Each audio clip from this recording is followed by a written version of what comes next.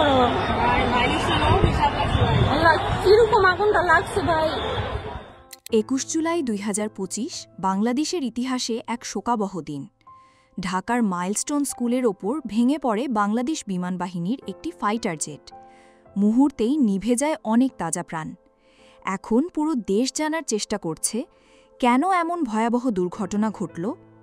এই প্রশ্নের জবাব খুঁজতেই উঠে আসে একটি গুরুত্বপূর্ণ শব্দ, ব্ল্যাক বক্স।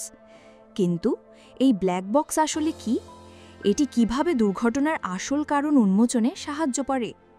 আজকের ভিডিওতে আমরা জানব মাইলস্টোনের ট্র্যাজেডির পেছনের প্রযুক্তিগত অনুসন্ধান, আর সেই অনুসন্ধানের কেন্দ্রে থাকা এই রহস্যময় ব্ল্যাক বক্সের ভূমিকা।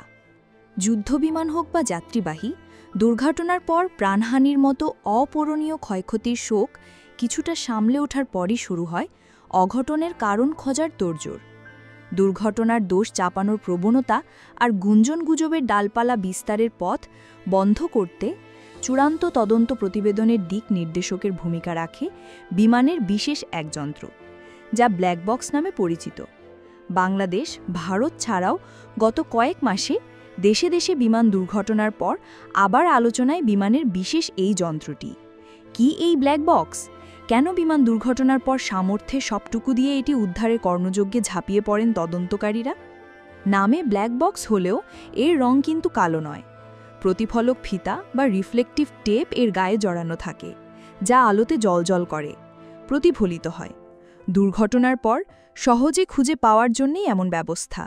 আর ব্ল্যাক বক্সের সাথে বক্সের কোনো সম্পর্ক নেই। এর কাঠামোতে একটি সিলিন্ডার সবচেয়ে বেশি চোখে পড়ে, যেখানে থাকে মেমোরি ইউনিট। সিলিন্ডারের পাশের কাঠামোতে থাকে ব্যাটারি। ব্ল্যাক বক্সে ফ্লাইটের যাবতীয় তথ্য এবং ককপিটে থাকা পাইলট, কো পাইলট আর অন্যদের কথোপকথন স্বয়ংক্রিয়ভাবে রেকর্ড হয়। ফ্লাইট ডেটা রেকর্ডার এফডিআর ও ককপিট ভয়েস রেকর্ডার সিভিআর দুটি ব্ল্যাক বক্স থাকে বিমানের পিছনে।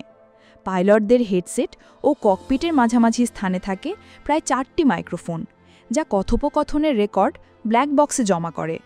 এতে কোনো দুর্ঘটনার পর ব্ল্যাক বক্সের বিভিন্ন তথ্য থেকে শেষ মুহূর্তের পরিস্থিতি জানা যায়।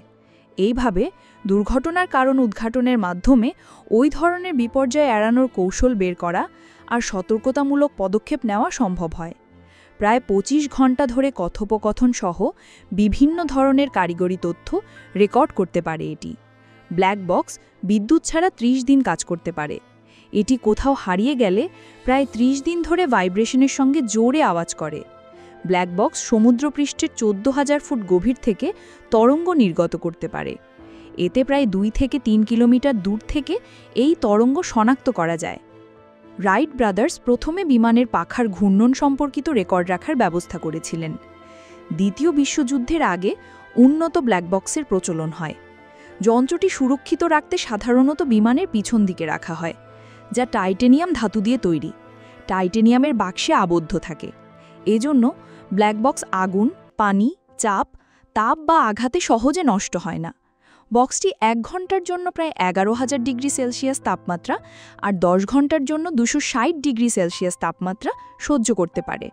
তাই দুর্ঘটনায় বিমান ভেঙে টুকরো টুকরো হয়ে গেলে, আগুনে পুড়ে গেলে বা পানিতে ডুবে গেলেও ব্ল্যাক বক্স থাকে অক্ষত।